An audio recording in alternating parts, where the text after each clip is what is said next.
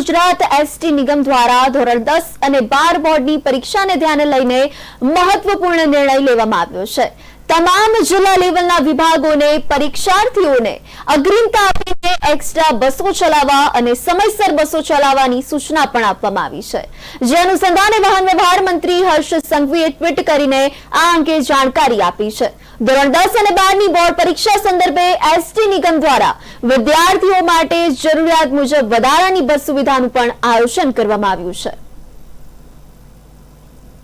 લાખો વિદ્યાર્થીઓ આ બોર્ડની પરીક્ષા આપવા માટે પોતપોતાના ગામથી પરીક્ષા કેન્દ્ર સુધી પહોંચવામાં કોઈ બી પ્રકારની તકલીફ ના પડે તે માટે મુખ્યમંત્રી શ્રી ભૂપેન્દ્રભાઈ પટેલ સાહેબના માર્ગદર્શનમાં રાજ્યના એસટી વિભાગ દ્વારા આજે ખૂબ મહત્વનો નિર્ણય લેવામાં આવ્યો છે।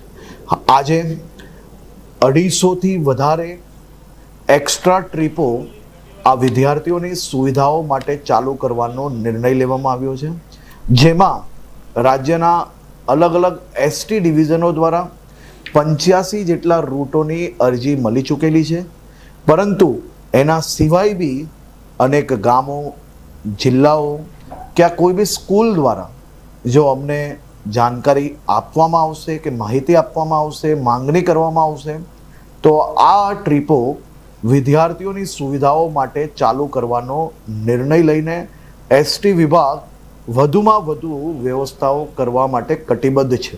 લાખો